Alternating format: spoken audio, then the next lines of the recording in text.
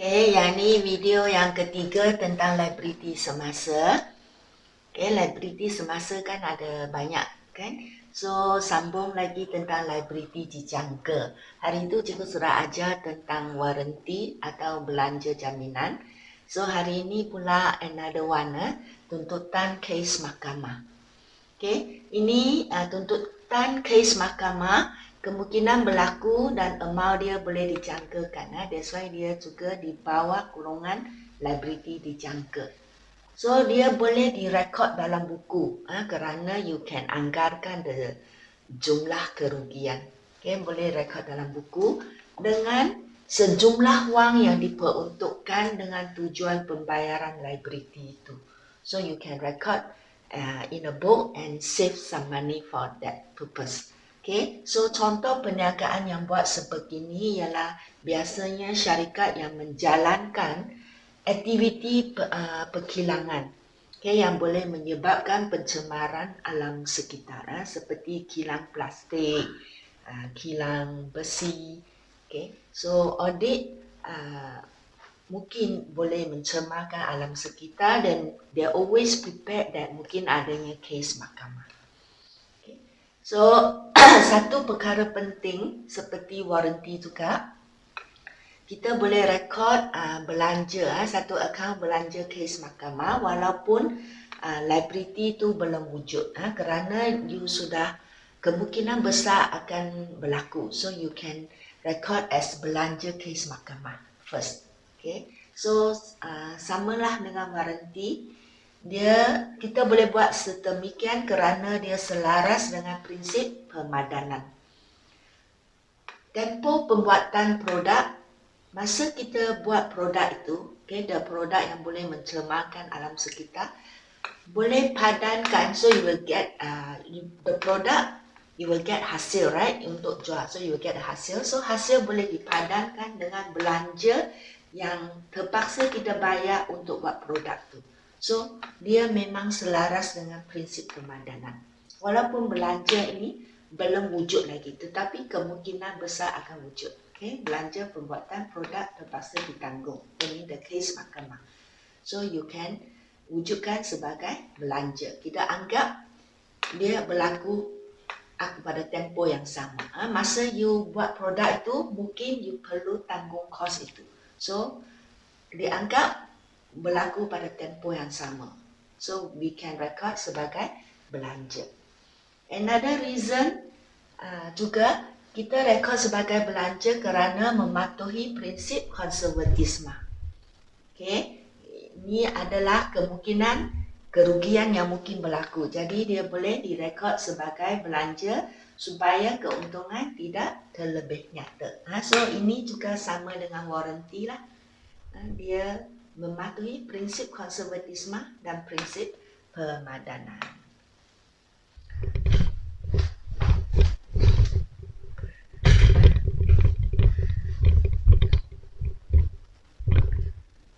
Okey, inilah cara merekod. Cara dia sama seperti kita rekod belanja warranty. So kita pun anggarkan pada awal tahun berapakah belanja kes mahkamah. Katakan dekat sini anggaran 20,000. Jadi wang itu akan simpan di dalam satu akaun peruntukan liability kes mahkamah. Kita credit this account. So merekod belanja kes mahkamah. Jadi kan mungkin kes itu benar-benar berlaku, so we take out the money from the peruntukan liability case mahkamah, katakan 10,000, dan kita pun bayar dengan bank 10,000. So nanti this account ada balance kan, 20,000 minus 10,000, so adanya 10,000. So 10,000 ni peruntukan liability case mahkamah ni boleh rekod sebagai liability luar jangkaan di PKK, penyata kedudukan kewangan. Kerana tuntutan kes mahkamah ni boleh juga dianggap sebagai kes luar jangkaan. There's something that walaupun you tahu mungkin boleh berlaku, tetapi bila-bila berlaku you never tak tahu. Jadi dia boleh juga digolongkan sebagai kes luar jangkaan. Okay? So di dalam PKK kita ada liability semasa, liability bukan semasa dan liability luar jangkaan. Tak ada tajuk liability dianggarkan. So whatever liability dianggarkan, kita masuk juga di bawah tajuk liability luar jangkaan. So last ialah liability contingent, iaitu liability luar jangkaan. Setengah buku liability luar jangkaan ni termasuk juga seperti tadi tuntutan kes mahkamah dan warranty.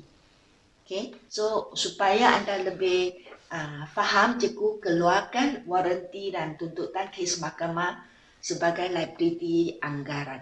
So actually dia boleh juga anggap sebagai liability luar jangkaan. Some of the book they only got two, liability pasti, liability luar jangkaan. Okay, tapi masa cikgu terangkan, cikgu bagi 3 grup. So actually liability dianggarkan masih boleh di bawah kurungan liability luar jangkaan. Okay. So ini liability contingent.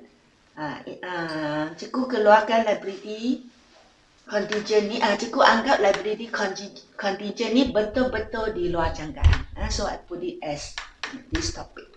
That means kemungkinan berlaku, tetapi amount dia tidak dapat dianggarkan.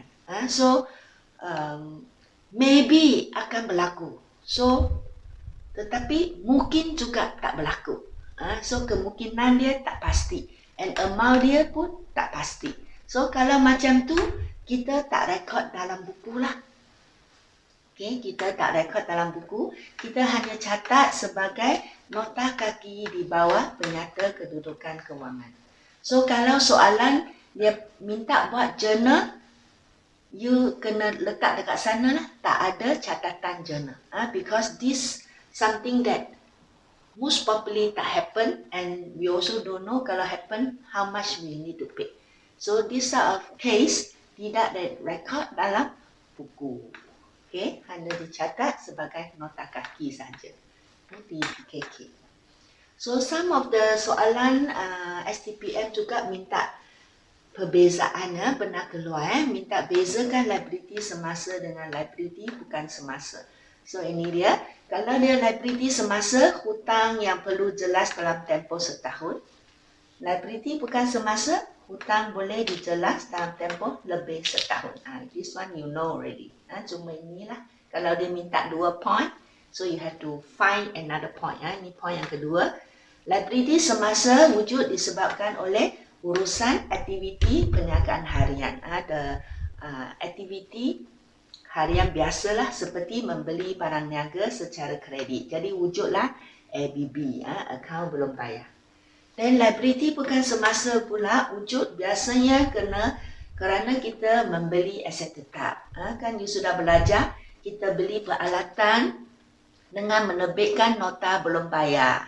Dibayar dalam masa 3 tahun. So, kerana kita beli aset tetap, wujudlah liability bukan semasa. Ataupun kerana kita perlukan wang, kita perlukan modal untuk perniagaan. Seperti you want to expand your business. Jadi you need money, jadi you pun meminjam dengan jumlah besar. So, it become liability bukan semasa, where you have to bayar balik dalam masa lebih setahun.